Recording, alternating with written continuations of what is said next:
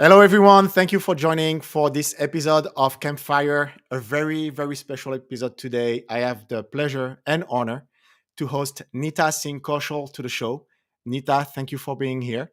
My pleasure. Um, I want to remind everyone that we are streaming live, and this event really is for you to ask your question. We are on YouTube right now, LinkedIn, or Facebook, and on all three platforms. You should be able to find the chat button or window or whatever. And if you type in your questions, we're going to see them right here in our own chat window.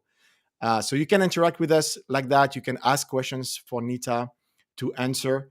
There is also something very special, and Nita, I didn't mention that when during our prep, but we also invite people to join the link that you join so that they can actually join us with their mic and their camera and just have a dialogue with us live, kind of, the way we used to do on the radio show. You could dial in Yeah. and be live on the show. So same thing here. How Not very fun. many people actually take us up on this. So we'll see this time around. So Nita, again, thank you so much for taking the time. I know Krisa, who's part of Nucamp, met with you a few months ago.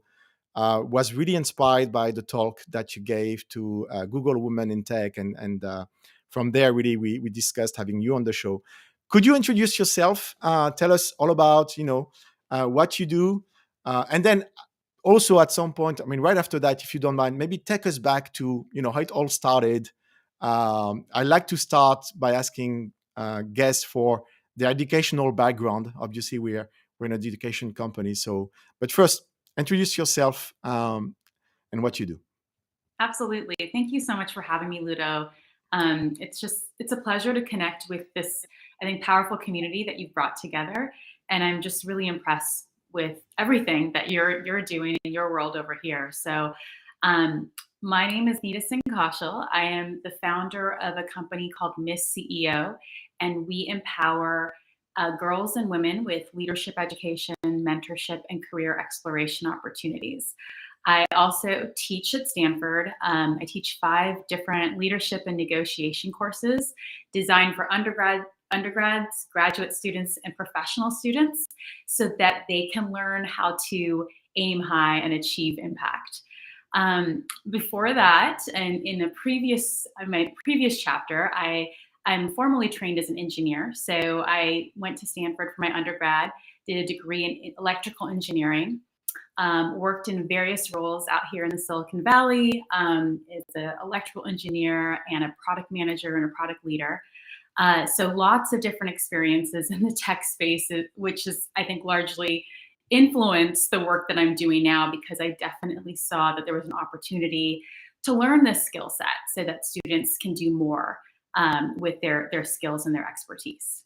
Thank So you. Yeah, and teaching leadership skills, we remind our students that um, having expertise in coding is really not enough to make the transitions that you want to do often in your career. So having those additional leadership skills is critical. I want to say hi for Krista, who's just joined us. Hey, Krista, thanks for being here.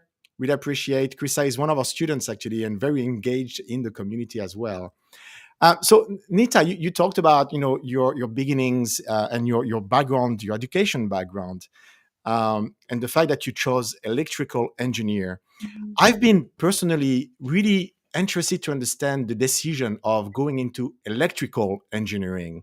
I mean, in my mind, I'm like, okay, if you want to do engineering, you're gonna do computer science.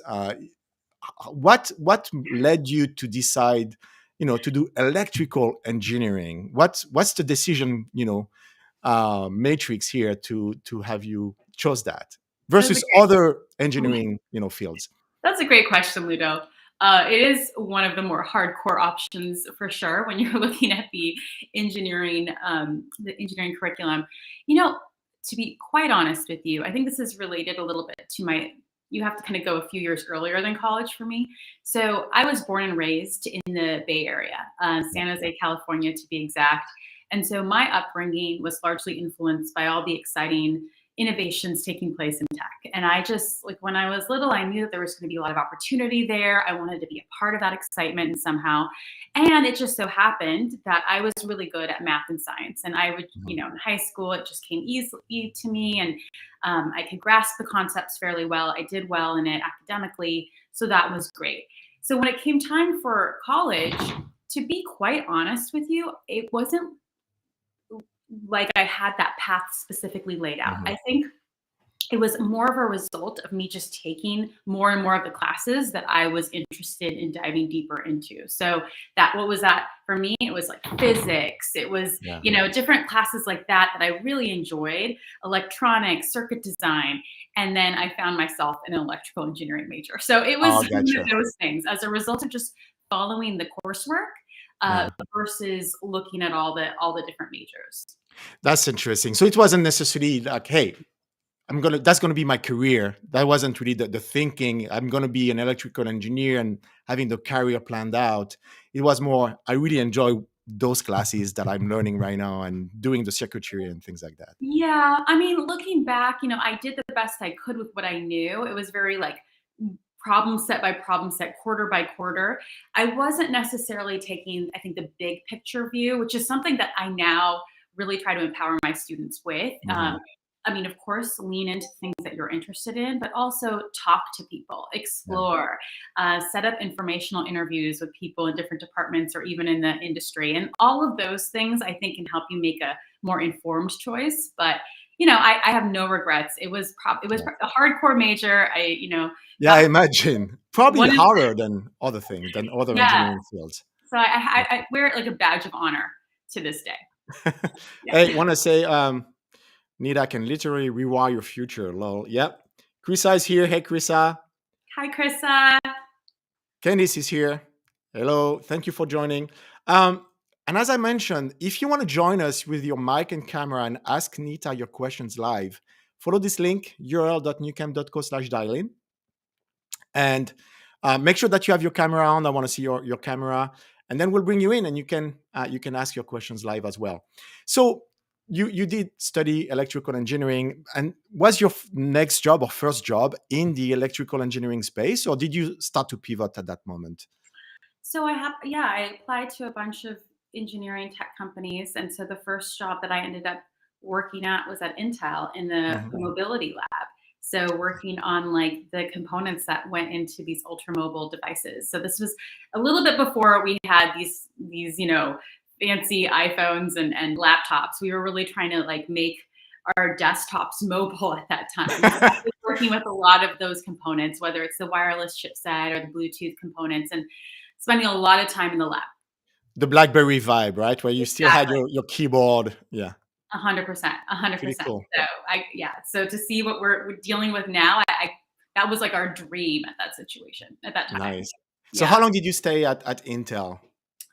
I would say a couple of years I was Yeah. there, and through those I had many different roles during that time period, which I'm actually quite pleased with. So I started as engineer, but I think there was a part of me that got very interested in understanding what all the other stakeholder groups were doing, Mhm. and learning more about the application of the work that I was doing. And I wanted to talk about the work I was doing. I didn't want to just do it and give it to somebody else. I actually wanted to be in the room more of where those decisions were happening, whether it was with operations, marketing, sales, Mhm. business development. I found that to be super exciting. So I started to explore other roles. So I did more on the product side, I did more on the operation side.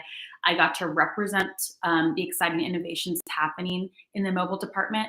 And it really gave me, I think, a bigger view of the Mhm. whole picture that motivated me and excited me at that stage in my So career. really wanting to starts to going outside of the engineering world into everything else, pretty much that you could think of in a company. Yeah. And so I can see, and I'm following here on this side your LinkedIn profile, which is a wealth of information for me. Um, that's when I think, yeah, you stayed 3 years at Intel, and then you joined Yahoo. Hmm. And I can tell, I mean, can you tell us the transition from, starting as an engineer at Intel, but then joining Yahoo in apparently a very different role, Yeah. starting to show the transition that you were going through?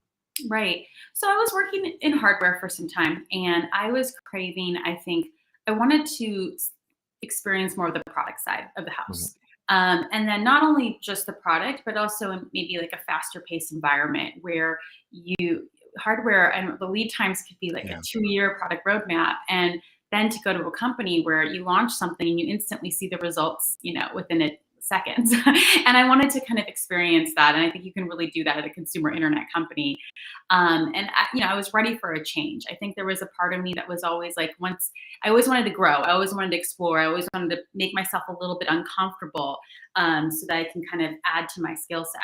So at that time, Yahoo had a really exciting opportunity in the product, as a product manager that I wanted to try and see, what that world was like. And I learned everything from monetization and kind of like designing consumer internet products that will actually capture attention and just learning that side of the house, which I think was valuable for me at that time.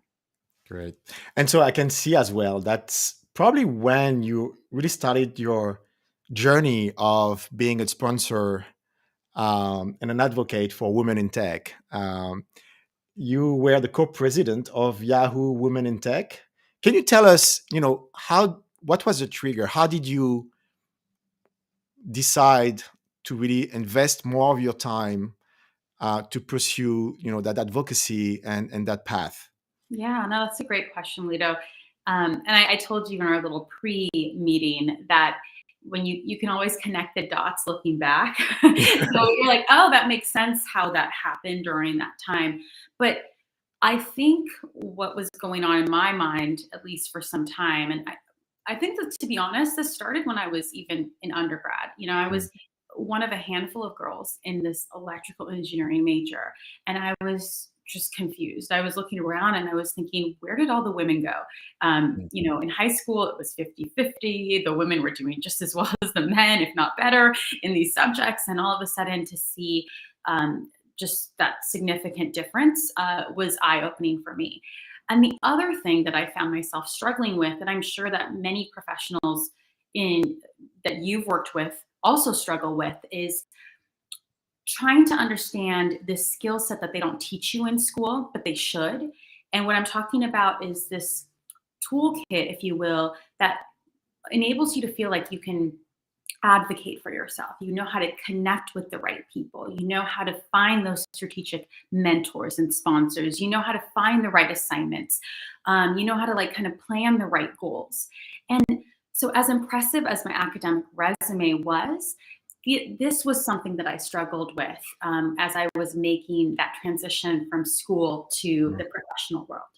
And what did that look like? I mean, as a result, I felt that even though I was at these prestigious tech companies, I felt lost a lot of the times. I didn't necessarily know who to go to for guidance, for mentorship, for advice on what my next step should be. I didn't even know that you were allowed to ask for more when it came for your raise or promotions, or how did you have that conversation? I felt like I was going to have a panic attack if I had to talk about money. I just, I was told for so long that you should just be grateful that you have a job.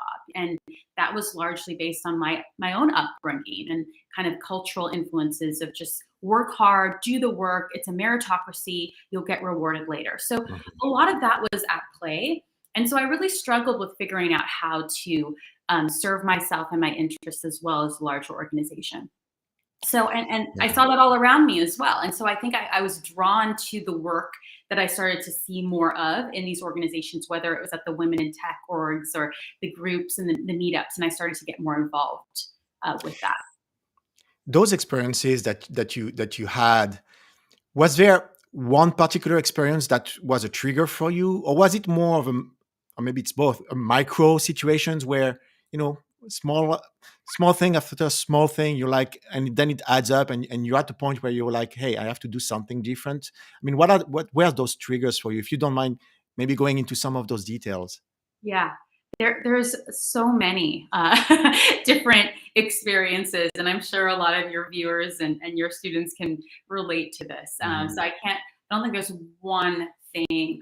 I mean, some things that came to mind were um, I remember like being weeks into a new job and being told when I was going through the hiring process, we don't negotiate here. This is the final offer. This is it. Everyone gets paid this, basically, was the response. And then I think weeks in, my manager had accidentally printed everyone's salaries. Oh, oops. I know, because he's like, it was performance review time, and I guess he forgot to pick up his print job, and he really should have gotten it. And everybody saw that that was not the case. I think we all know that that's rarely the case, and that you had senior people making less than junior people. There was so much politics at play, and so that understanding that it's not a meritocracy. We really have to ask for what we want. Being in meetings where I felt like I was being dismissed or ignored, or having my contributions just taken over by somebody else.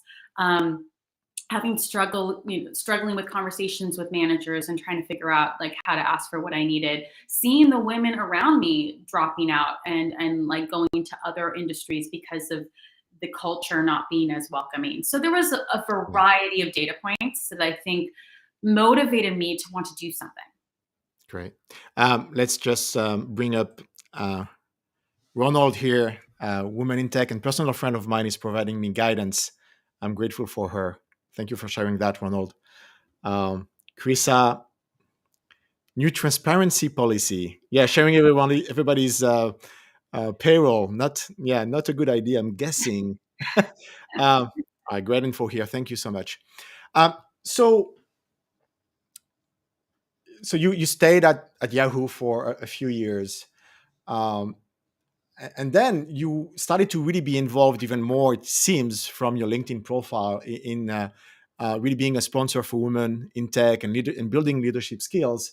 And you actually were, for quite a long time, the co-president of Stanford Professional Women Board of Directors. Can you tell us a little bit what this organization is trying to accomplish, your role in it, and maybe some of the things that you're proud of that really happened during that time, and maybe also led the way for you to do what came next with Miss CEO. Of course, yeah. So at that time, as I said, in addition to my day job as a product manager, product leader, I was really craving to be in a space where I can be a part of this conversation that I think we all needed to have about how do we develop the right skills to thrive in our organizations, not just be the best kept secret. And so that's when I started to get involved, not just like attending these events, but taking on a leadership role at Yahoo Women in Tech, Stanford Professional Women, with the goal of learning how to attract, retain, and promote diversity in tech. That was the goal. So we did that in a variety of ways. We've hosted like really keynotes and talks and workshops to help empower this community of phenomenal female talent. And that was a great learning experience for me. I mean, through those roles, I got to meet with phenomenal leaders in industry. The sponsor of our Women in Tech org at Yahoo happened to be the CTO of the company. So I got FaceTime with him and learned from him beyond what I was doing at Women in Tech. And that was great to have his sponsorship. But more importantly, I think those years also served an important time for me to understand what it was I was craving from this experience. So like I mentioned before, I think it's really easy to go to a lot of different types of learning events and educational experiences and get really inspired in the moment. So you can watch a TED Talk, for example, be really inspired, but it doesn't really necessarily change behavior. And I was like, everybody knows they need to negotiate. Everybody knows they need to speak better. Everybody knows they need to, network. But what people are missing are those practical takeaways.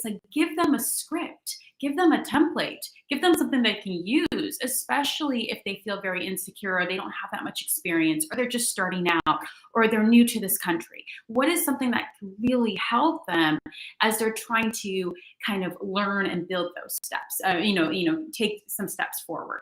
So that's what I started to develop. So I think those years helped me then take more of a leadership in hosting these types of workshops myself. And I started giving talks internally. I started getting invited from to come speak about it at different companies. And it was really resonating with the professional women from all over about how practical and useful these skills were. So very much the genesis of what comes next, which is the foundation, the creation of Miss CEO, and how you brought everything that you described here into an organization that can really practically execute and deliver on not just watching 1 hour of a tech talk, but really following up after that for reinforcement, I'm assuming, and really helping people practice those skills. Can you describe to us, Miss CEO, your company, what you're doing here, and right after that, what I'd love to do is really actually get down to the practicality of it. Like, let's Yeah. pick up, a few of those challenges that I'm sure the audience are feeling, and let's try to kind of get into those. Maybe share some tips and learnings that you've had along the way, and we Absolutely. love at that point to have everyone's question. Like, please share on the chat board, anything that you're struggling with, anything that you think really Nita could help you with, some insightful insights or advice. So please, I mean, if you don't mind, it feels like a great segue into Miss CEO. Tell us about this organization, how to get involved as well. I mean, if anyone here would like to experience it, how would they go about this? Sure, happy to. So Miss CEO was born around the time that I started to realize that the information that I was looking for, I started to figure out how to provide directly. So I was doing these workshops, kind of teaching them informally at these different organizations. Stanford had me come back a bunch and start doing it for the students. And the advice was really resonating with these students of all ages, of all backgrounds, and it was really working. And so that was the best advice I could get, was that we love how you're teaching it and the curriculum that you've designed here. The second piece of feedback that I got during that time was, I wish I had learned this earlier, right? I Oh, wish I yeah. had learned this earlier.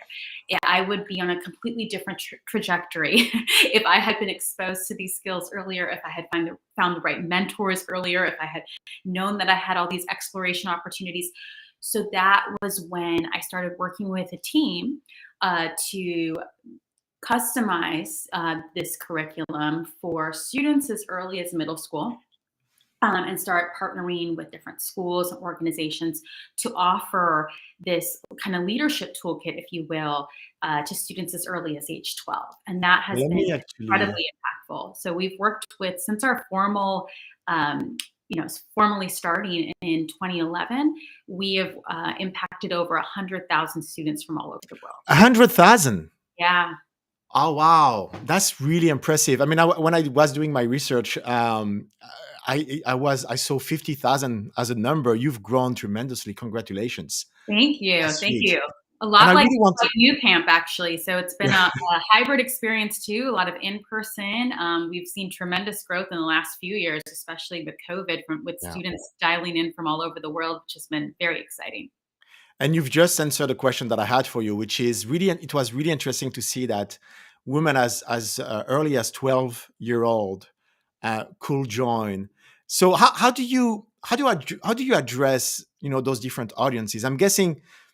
Well, is the content the same for girls that are 12 years old versus professional adults that are trying to get the same skills? Can you help us? Yeah, help me understand how do you adjust, and is there actually any need of adjustment? I actually don't know. Absolutely. That's a great question. So it is the same leadership toolkit, meaning the Yeah. same list of topics, if you will. So we're teaching things, like I said, that they don't formally teach in school. It's like how to advocate for yourself, how to communicate effectively, how to connect with the right allies, mentors, and sponsors, how to work more effectively in teams. We're teaching how to stretch yourself, how to learn from failure, how Mhm. to manage your time and your energy more effectively, so you can really meet your leadership potential. So that being said, of course, the way that we teach a 12-year-old is different than the way we teach a 40-year-old. I think when you're dealing with a younger audience, what we're really trying to do is have them start to develop more confidence around their own interests, their own skills, their own abilities. Introduce them to things that they may never have considered before when it comes to connecting with, let's say, potential mentors, maybe somebody at a Mhm. high school or a college, they want to learn more about that field, and empowering them with the tools to start having those conversations. Trying to understand the work that they are doing, how do you take it to the next level in a way that's authentic to you? I think that if anything, the last 10 years, I've seen that it's been unfortunate the amount of pressure that high Mhm. school students in particular are going through. And what we're trying to teach them, I think, through this exercise is that there is a way to achieve impact that is authentic and meaningful to you. You don't have to play the same game as anyone else. It's not a competitive exercise. We can all lead in a way that is that really matches with our own skill set and our own beliefs and our own values and strengths. So that's something that we try to empower them with. That's very interesting. I was reading recently, how parents are struggling with the influence of social tools, social media in particular, the influence of TikTok, of Instagram. I mean, from Bellevue, Washington, and the Seattle school district recently actually filed a lawsuit I saw that. Yeah. to actually try to fight that type of influence. Right. Right. Have you seen this evolve over the last few years, and maybe with COVID, did it accelerate? Like, do you feel like people are more influenced than before, maybe less certain of their true self in a way?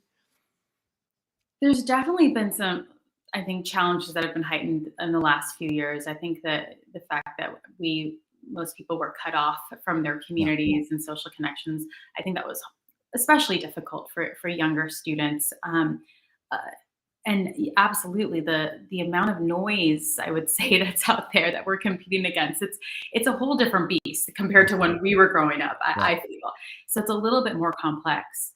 I think at the end of the day, Ludo, I think it comes down to the simple connection, and the simple, like, the ability to make these students feel heard, and giving them that place where they can still find connection, where they can still find inspiration, where it's not we're not adding to the pressure and the stress.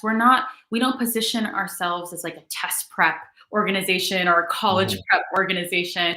Yes, we use the word leadership, but we want them to understand that this isn't just skills that will get them into the best possible college, like a lot of our organizations in Yeah. the Bay Area are doing. We're trying to teach them with skills that will help them live a life that they are proud of, and delivers impact to the world, but also delivers happiness in their lives. So we really try to make sure that that comes across in everything we do, every presentation we design, every workshop, every activity.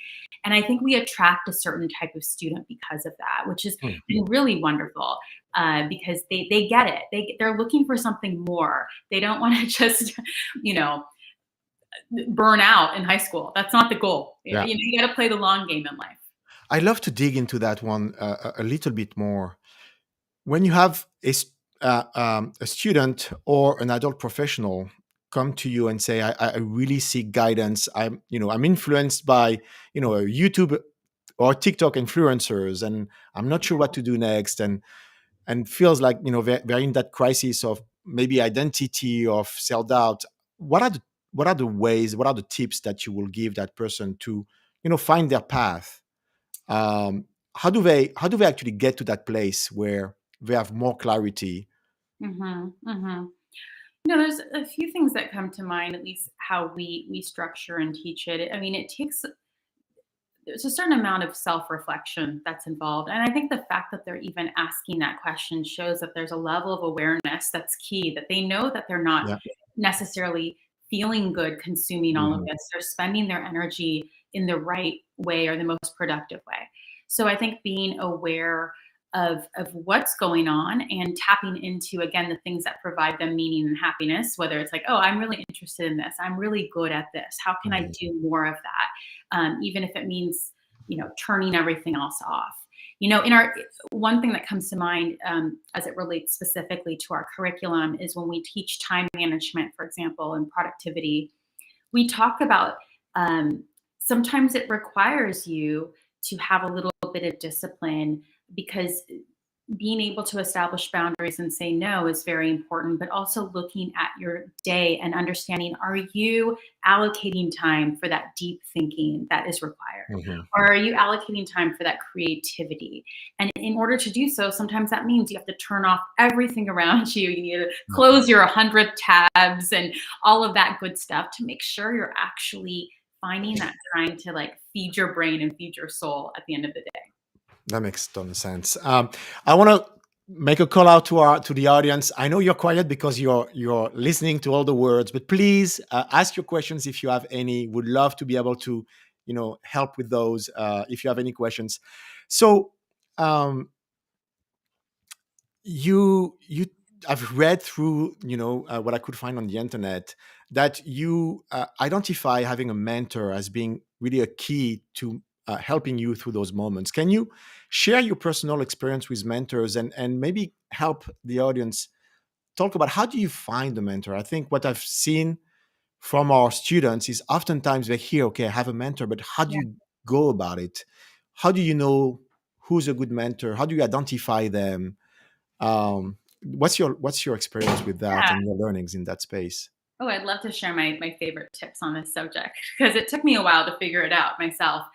Um, I don't know about the students here or the professionals here, but I remember when I started out my career, it was just sort of the generic advice people gave you, right? Like find a mentor or come to this mentoring Yeah. event, or your manager is your default mentor. Mhm. You hear all of that, and you go through the motions. Maybe you'd have an interesting conversation about your career and your goals, sure, but I didn't really feel like those actions or those conversations were life changing in any Yeah. way, to be honest with you. Like I would get paired with a mentor, I'd have a great conversation, but it wasn't like doors were opening as a result of that.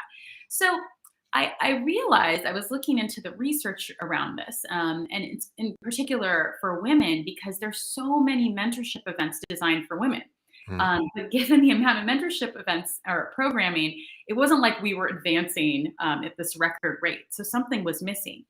And I think the thing to be aware of is there is a difference between a so-called traditional mentor, and this is somebody that I would define as somebody you can go to for advice. They're great in terms of sharing perspectives with. Maybe you can discuss like the politics of the situation. That's all wonderful. But I think the person that could be very instrumental for your career advancement is someone who I'd call a sponsor. And Mhm. I think it's important to differentiate the two. And a sponsor, as a result of maybe their strategic position in the organization or in your industry, they can provide you with insights that maybe your manager can't, or just that traditional mentor can't.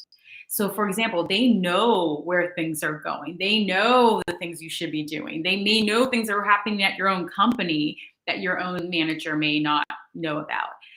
They can offer you protection. They can offer you promotion. If they put your Mhm. name in the hat, people will do something about it. Like if they introduce you to somebody, that person will take the call. And so for me, when I started to connect with, I think, more of those strategic types of people and articulating where I wanted to go, that's when things started to happen very quickly for Yeah. me. So you really have to be quite intentional about how you want to use your mentor. And most likely, it's going to be the person who's going to help you advance in your career, get the next job, or help you enter an industry that you're interested in. But it totally resonates with me. I mean, you will be told, hey, you need to have a mentor. And so you're going to find a mentor, you're going to meet, and it's going to be quite superficial. And you actually don't know what kind of value you're expecting from it. It just happens. And then after that, you don't see your mentor anymore. Yeah. And you're wondering, I mean, is it working? But yeah, I think a sponsor is a great way to think of it. I think there's so much superficialness that have kind of tainted this whole idea of networking, right? And Yeah. connecting with people. And I think that's why people get turned off, even when you say networking. It's like an icky word for a lot of people. Yeah. And I think that those superficial actions is probably a large reason to do with, it's not about like adding another LinkedIn connection or, how many people you can email in a given day. It's really about that, like those meaningful, authentic connections that we can have with people. And honestly, I tell my students this, look, it requires you to do some legwork. It's not like you're going to find Yeah. this dream sponsor overnight. It's a result of having a bunch of meetings and informational interviews with people that are aligned with what you want to do next. And I would also hesitate on putting a label on anybody. In fact, if you email someone and say, "Hey, will you be my mentor?" Yeah. chances are you're scaring them off because they're Yep. like, I don't have time for this. What are you Yeah. doing? So you want to, kind of ease into the situation, get to know them, build some trust. And oftentimes that formal title that you give people, it's after the fact, right? Mhm. Like I may send an email a year later and say, "Thank you so much for your guidance this past year. I really value you as a mentor or a sponsor in my life. And I just want Yeah. to tell you how much I appreciate it." Yeah, and it's also, I mean, when you're wanting to create that type of relationship, value needs to go both ways. You cannot just ask for, the time and the value of the other. You have to show value for the other person as well. And I'm guessing if you go and you find a sponsor, one of the first questions, they will probably ask is, "Hey, why me? Why are we talking?"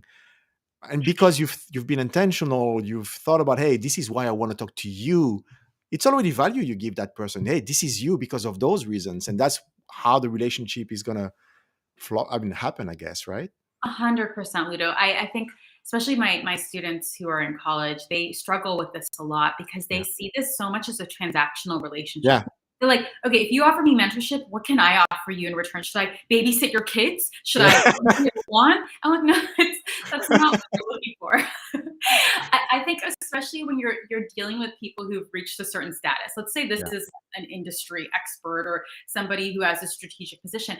Obviously, they're also in it for a reason that might be different for you. I mean, for them, it's fulfilling to give back, to empower others, to open the doors for people so that they can sort of move the industry forward. So they also want to invest in the right people. And Finding so new talent as well. Right. Yeah. Right. So it's about proving that, showing them that you're in it, you're committed, you're promising. But I also think, I mean, doing your research beforehand, being very purposeful about where you want to go helps build that trust. But also the follow up is just as Yeah. important. So if somebody gives you their time, their valuable, valuable time, um, taking a few minutes, not only to just thank them, but Mhm. to provide them with updates as to maybe how their guidance and how their advice impacted you, it can go a long way. Yeah. Not only are you making their day, but they also are like, this is a person worth investing in, right? They really take what I say and they actually make things happen and they take initiative. And I like that. Yeah, I mean, if your sponsor is kind of giving you follow-up actions to do, like, Yes, "Do this, and then we'll meet again and see how you did," you better do it. And 100%. if you do it, you're rank at the top of their list now, Uh, right? and very few people do it. I'll Yeah. tell you that. You will differentiate yourself right Yeah. away. You Yeah. will, yes. Just, following up and being, yeah, being good on actually leveraging the value that you've been given. We'll take a few questions from the audience. Thank you for chiming in. Juan is asking, as a leader, how do you personally develop members of your executive team? Ooh, this is really a good question. Um, so I think this is a great thing that leaders and managers need to be mindful of is that investing in your team is everything, right? In order to get the results that you want. I think there's a few things that go into this. Everything from having that regular communication with your team. Sometimes people feel like I'm over communicating or I'm repeating myself, but I can tell you that there's no such thing as over communication, especially when you're trying to make sure that everybody is on the same page, everybody knows what they're supposed to do and where they're supposed to go. That's really important. I think there's a component of professional development and identifying what are the skills that you're trying to invest in this team and what they need to work on and making sure they have what they need. So you're not micromanaging anyone and they're able to really shine and feel like they own the work that they're delivering. I mean, those are two big places that I would start with. But there's, I think it's related to all of the leadership skills that you're developing for yourself. You should make sure your team is getting that opportunity as well. Yeah, that's a good point. One thing I've learned myself, if you don't mind me sharing that, is when I was at Microsoft, I was, in an organization that was part of a bigger organization that was part of a bigger organization. And the mantra was, hey, we really have to collaborate across organizations. And sometimes it wasn't easy to find collaboration opportunities. And sometimes you will feel like it's kind of forced collaboration because you have to collaborate. Now that I'm in a much smaller organization, I find that collaboration is so critical, right? And Mm, and there's no forced collaboration, and I think about that very hard in terms of how can I make sure that my leadership team really truly collaborates pretty much on everything that happens across. I, absolutely. I don't know if you have any additional insights on that as I well. mean, yeah, I 100% agree with that point. I think making sure at the end of the day that there's buy-in, right, is I think something that we should not take Yeah, advantage of. So that it's not this top-down leadership approach. I think that everybody has to come to the table. Everybody has to be committed and on the same page, and that has to be clearly articulated. And even with that, so that it's not just superficial and out there, I think it's the regular check-ins and follow-ups supported by, this is the results. These are the data. Are we on track? Do we need to course correct if necessary? Like having that continuous conversation not only gets you the results, but it builds trust within the organization as well.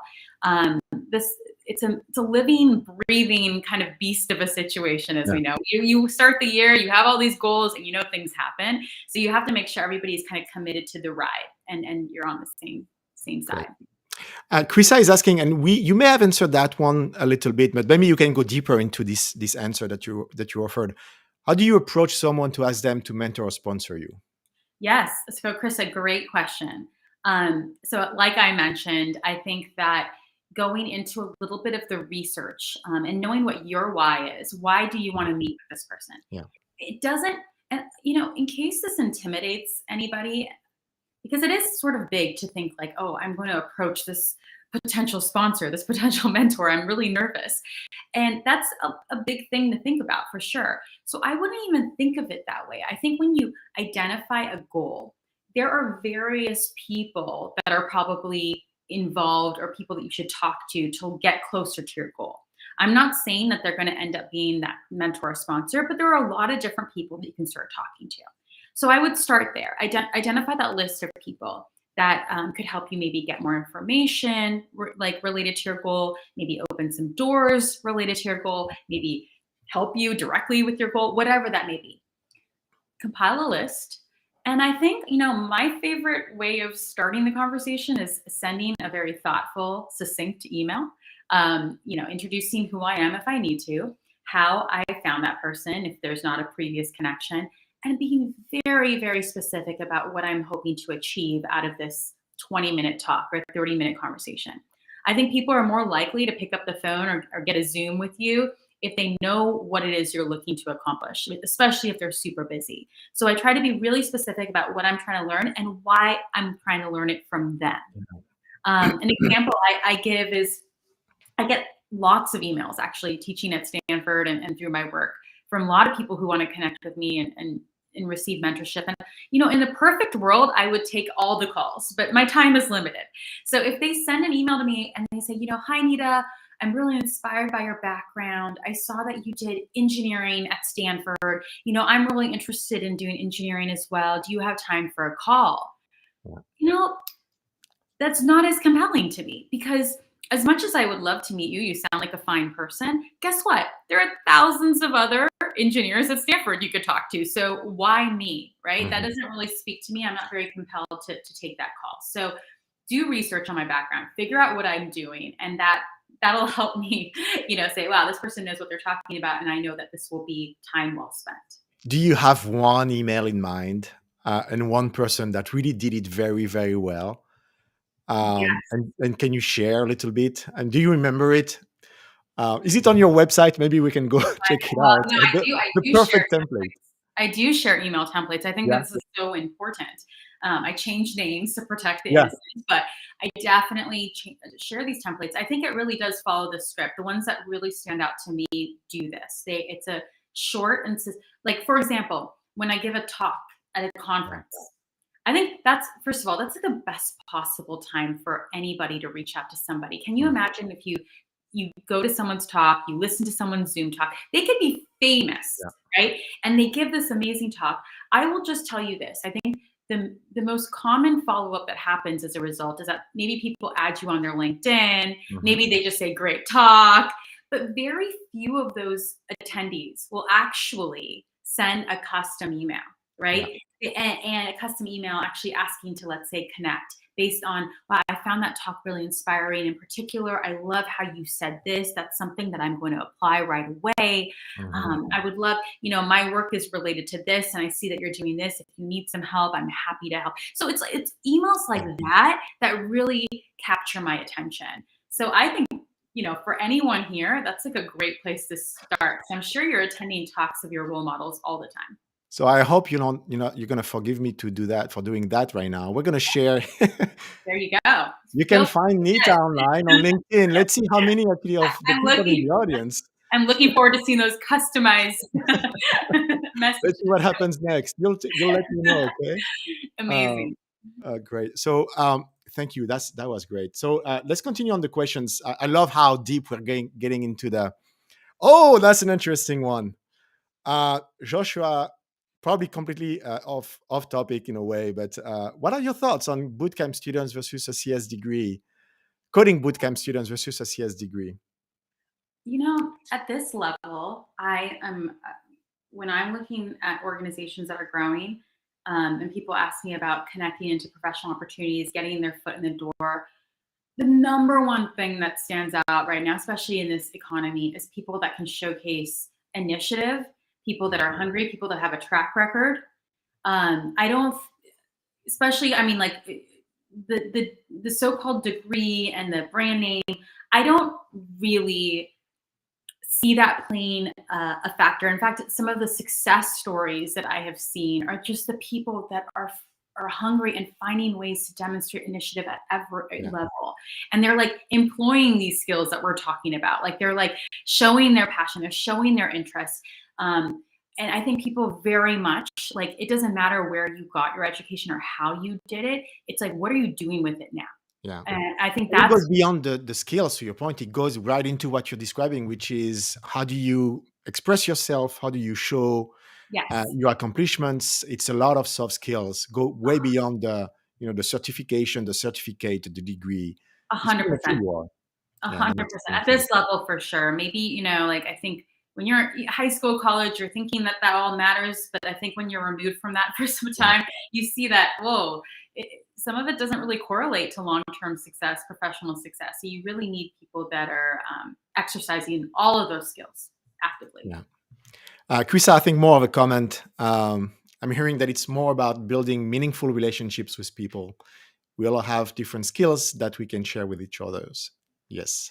Not transactional. I mean, you use that term, and it's true that sometimes, you're told, hey, have a mentor or go attend that networking event, and you go into it thinking transactionally, and it rarely pans out. No. Let's talk about a little bit, and if you have more questions, please ask them here, or even I remind you, last time, this is what I did last time, and it actually worked. I promised a branded Nucamp shirt that I actually was wearing that day. For the first person who was actually going to click that link, nucamp.co/dialin, and join us live. So I'm going to put that out again. If you are joining us live, and there's not like 10 minutes left, we'll get you a branded shirt, or anything Nucamp branded. There's a lot of options on our shop. So please do that if you want. But while we're waiting for that, I would love for you to tell us a little bit more about Miss CEO and the different programs, and especially for the audience, how do they actually engage? Like, how do they sign up? What kind of programs do you offer? What's the commitment? Is there a cost to it? I mean, I think you're a nonprofit, right? It's a benefit organization, but so we have a lot of a lot of different things going on. And I think largely because we're catering towards different age groups and audiences, there's something for everyone, which is great.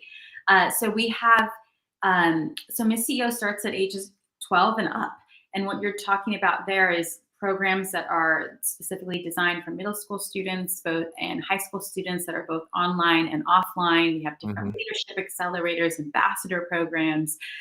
We have an online leadership kind of workshop series that we're offering right now. And it's really building that community of the next generation of women leaders that are going to be just kicking butt in all sorts of industries. And I'm really excited because they are phenomenal.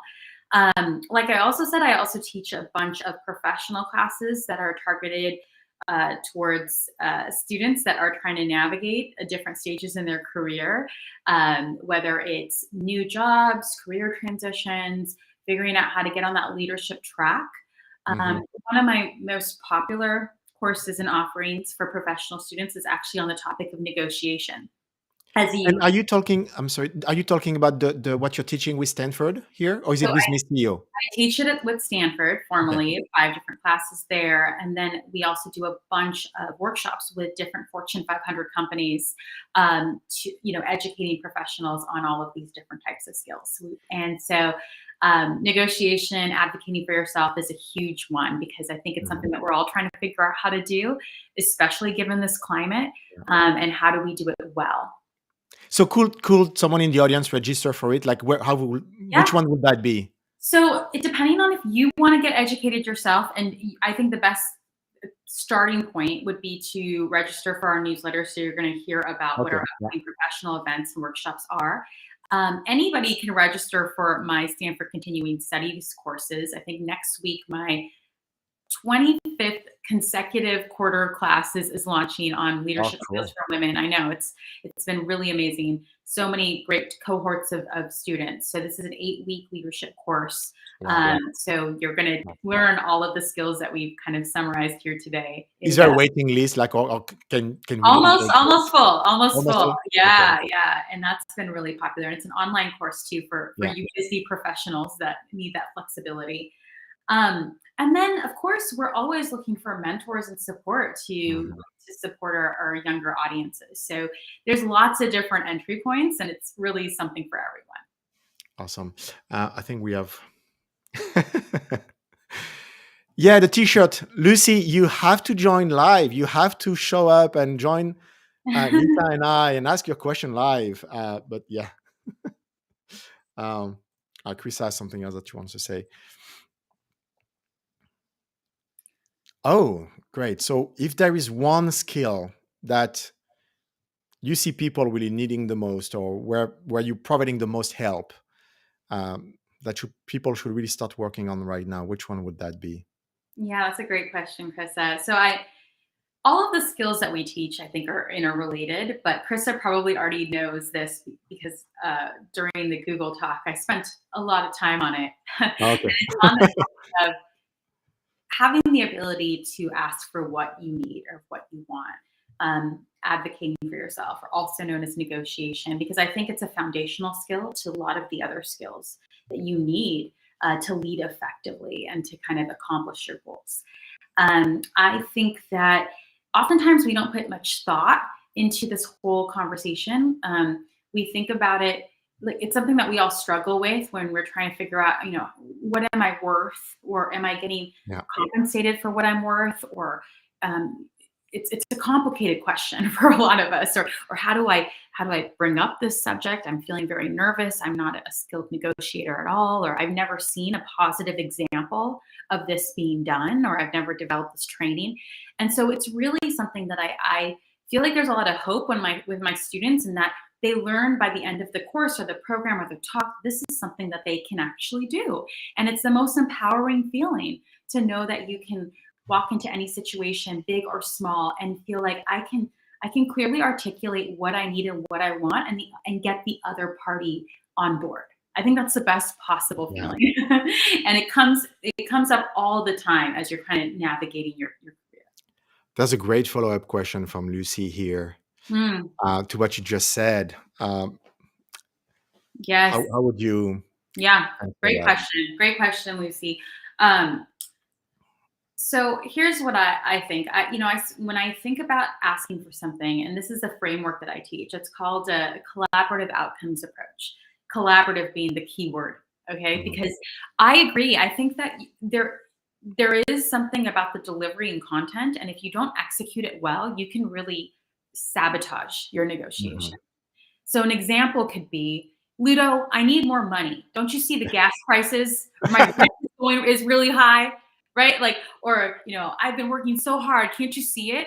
So that for me is not going to get you very far, Yeah. right? It's very much me, me, me. What's in it for me? I deserve this.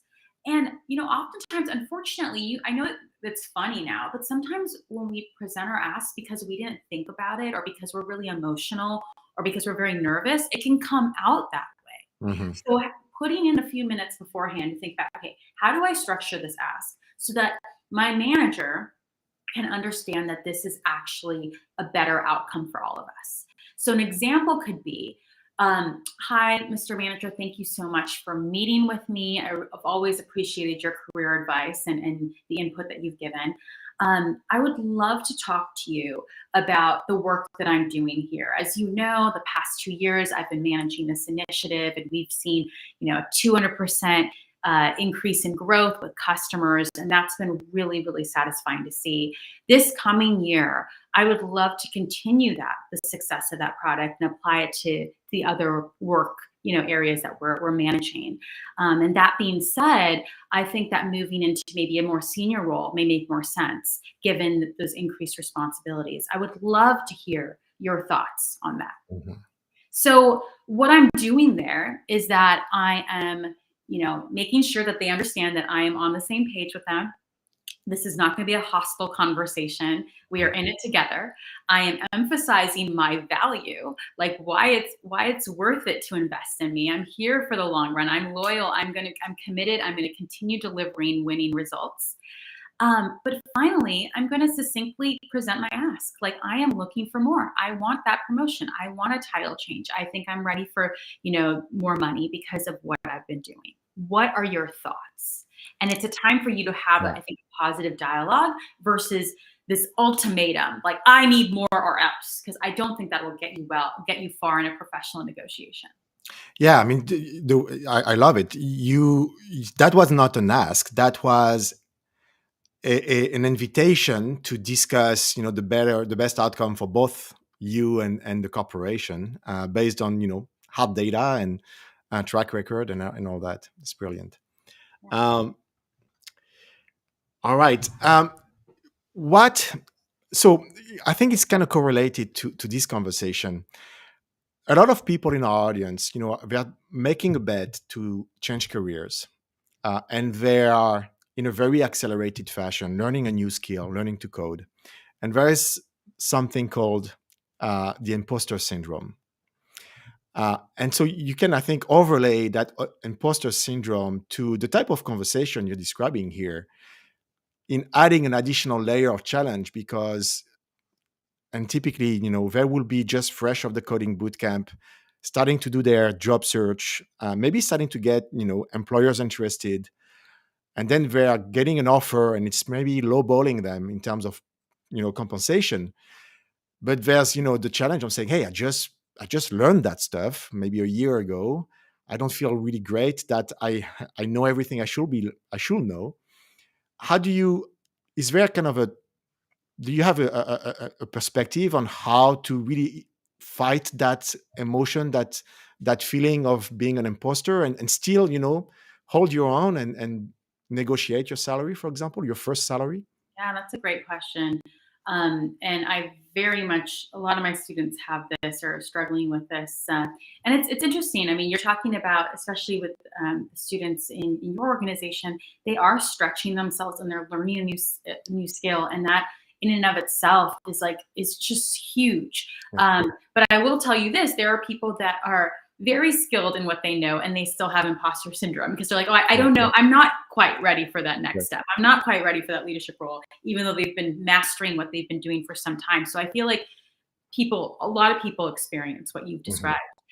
um That being said, I will say this. I think it's so important to take ownership of your wins, big and small, because like I said, the data that you need for your case, the background that you need to provide for your case will be largely based on these different points, whether it's the new skills that you're learning through programs like this, whether it's through all of the things that you've even done in your past lives or the past chapters that are related and that are also helpful for this next, career transition. All of that is really helpful to keep in mind as you're trying to figure out what your market value is, right? I think you have to go into this conversation pretty confident of what is your target range. And I teach students how to do that. I know we're almost at time, but I would be more than happy to teach students how to figure out what that market value looks like.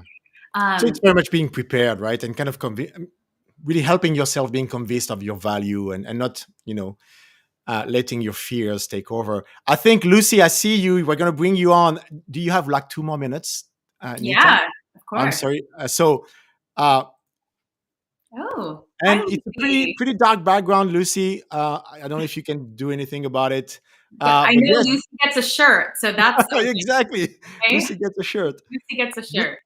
Thank Lucy, do you. you have any other additional question you wanted to ask, or? Well, first of all, we're in a storm here. That's why it's so dark. Oh wow! Yeah, Damn. California. Power went out. I'm sorry? The power went out. Yes. Oh wow! And you're The still light joining bulb us. went out. Wow. But I really am enjoying listening to you, Nita. I guess I would just like to kind of expand on how to broach the subject of what you need. You did give us some pointers. I don't know if you have another angle because it's all to do with the person that you're speaking with. Right, right.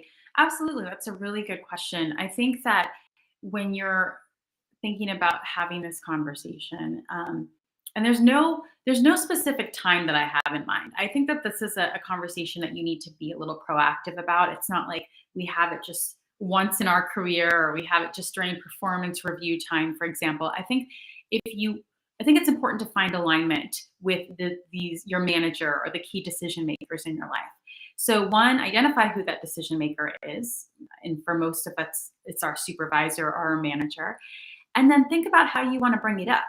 I say this because oftentimes a lot of us don't think about how we want to bring it up, and it comes out awkward. It comes out weird. It's like, do you have time to talk? And you look like you're stressed out, and then it makes them stressed out. And so we want to avoid all of that. You remember, we want this to be like a pleasant tone. We want them to feel like this is going to be a positive conversation. You are going to them because they are a trusted ally in your career development. And so that's what we want to exude. So I'm always pretty straightforward with that. And I think in my example, I mentioned, hi manager, I would love to find time to talk to you, or thank you so much for making the time to talk. As you know, I wanted to talk a little bit about my career goals because I really value your input and support. So I think that's a very pleasant way to bring it up, and then you can start to go into the specifics. Good. Thank you. Thank you, Lucy. Thank you very much, Lucy. I hope things are going to be better power-wise for you, Lucy. I hope. Do you get flooding as well? I hope not. Is flooding an issue for you? It's close. It is Oh wow. close. Lucy, where are you? I'm in California too, and we've been, it's all over. Oh, I'm in Northern California. Oh, okay. Wow. Okay. Well, stay Well, safe, stay dry. Yes, good luck to you, You Lucy. Thanks too. for showing. Oh, so Lucy, please send us an email at info@nucamp.co. Say, hey, I was on the show. Ludo promised me a shirt, and we'll take care of you. Yay. Okay. I will do. Thank you. All right. Thank you so much, Nita, for joining. There's a few additional things here. Christas also is in Sacramento. It was great to have you on. Thank you so much It for was having great me. for you to share your wisdom and your experience with the community here. I really enjoyed it. I hope you'll be okay as well in California. Although you're in the middle of San Diego or near San Diego. I think you probably are safe over there. I'm hoping. Yeah, we're in Mountain View. So far, Mountain View, it's yeah. okay. But yeah, it's more wet than usual. But we will. Yeah, maybe instead of the shirt, you should give umbrellas. That's right. Umbrellas.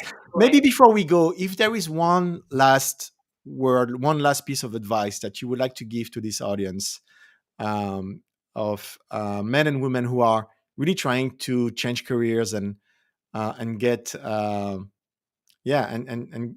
find that first job in tech, what would Yeah. you say? Look, I want to just commend everybody who's a part of this because they're already showcasing such tremendous initiative to build their skills, to learn new skills, to stretch themselves, to want a different direction. So I think the fact that they're even doing that is huge. It's huge. So to continue leaning into that type of energy, I would also encourage people to start building more connections with people, whether it's in related programs or industries. And not that you're necessarily applying right away, but just kind of building those bridges, building those connections, learning as much as you can, and trying to get involved. Maybe it's informally in the beginning, but just trying to have lots of different things on your part of your portfolio. And I think that will enable you to build the trust with the right people down the line who will provide you with those opportunities. So it's a series of baby steps that you just need to be aware of, but it all kind of ties in together to getting you that dream opportunity that you're looking for. Well, that was wonderful. Thank you very much, Nita, again. Have a great weekend, everyone. Thank you for joining. And I've been told before that I need an outro video or sound, and I still don't have it. So we're just going to end it like that. I'm going to end the stream, and I wish everyone a great weekend, great evening.